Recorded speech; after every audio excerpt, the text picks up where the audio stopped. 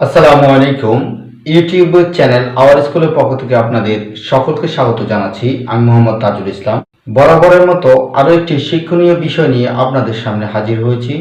ইসলামের ইতিহাসে এক বিস্ময়কর যুদ্ধ, উহুদের যুদ্ধ। এই যুদ্ধে 70 জন সাহাবী শহীদ হয়েছেন, সেটা আমরা সবাই কম বেশি জানি।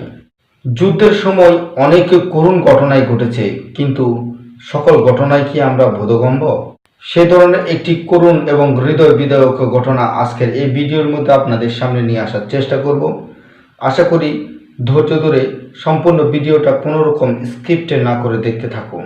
70 জন সাহাবীর লাশকে এক জায়গায় একত্র করে রাখা হচ্ছিল।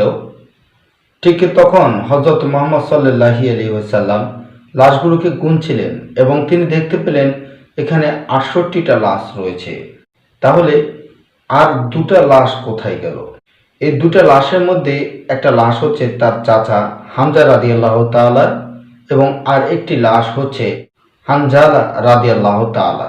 মহানবী হযরত মুহাম্মদ সাল্লাল্লাহু আলাইহি ওয়াসাল্লাম খুবই অস্থির হয়ে পড়লেন। তারপর তার পাশে থাকা যে সাহাবীরা রয়েছেন তাদেরকে লাশগুলোকে খোঁজ করার জন্য পাঠিয়ে দেওয়া হলো।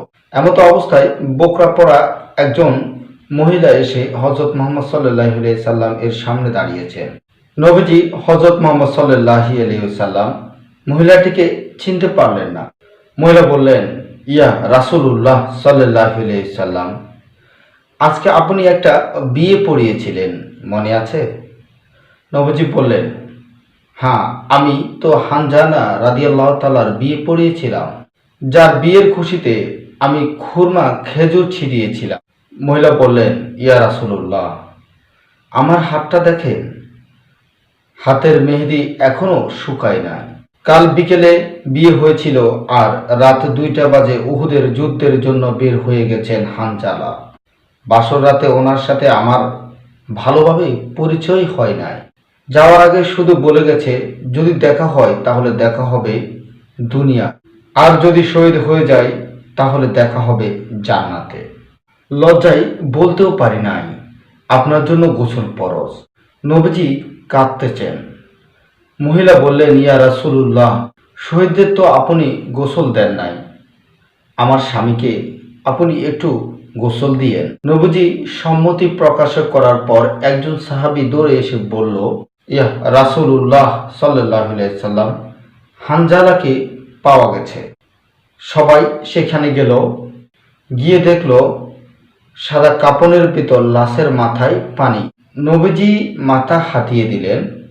জিব্রাইল আলাইহি ওয়াসাল্লাম আসলো, এসে বলল, ইয়া রাসূলুল্লাহ, হানজালার কোরবানিতে আল্লাহ পাক এতটাই খুশি হয়েছে যে আমার বাহিনীকে আদেশ করলেন তাকে নিয়ে আসতে।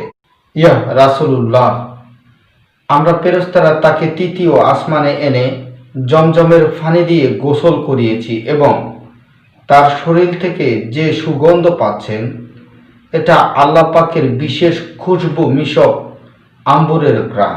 আমরাই ওনাকে কাফনের কাপড়ে আবৃত করেছি। সুবহানাল্লাহ। আল্লাহ তার প্রিয় মানুষকে কি পরিমাণ ভালোবাসেন, কি পরিমাণ সম্মানিত করেন তা আমাদের পক্ষে কল্পনা করাও সম্ভব নয়। পরিশেষে বলতে চাই, হে আল্লাহ, আপনি আমাদেরকে সফল মানুষদের পথের পথিক হওয়ার তৌফিক দান করুন। অবশ্যই চ্যানেলটাকে সাবস্ক্রাইব করে পাশে আসা বেল আইকনটা বাজিয়ে দিবেন পরবর্তী ভিডিওর নোটিফিকেশন পেতে। আর আজকের এই ভিডিওটা সম্পূর্ণ দেখে যদি আপনার ভালো লাগে অবশ্যই ভিডিওটাতে একটা লাইক করতে বলবেন না। ভিডিওটা সম্পর্কে যে কোনো ধরনের মতামত আপনি কমেন্টস বক্সে আমাদেরকে জানাতে পারেন।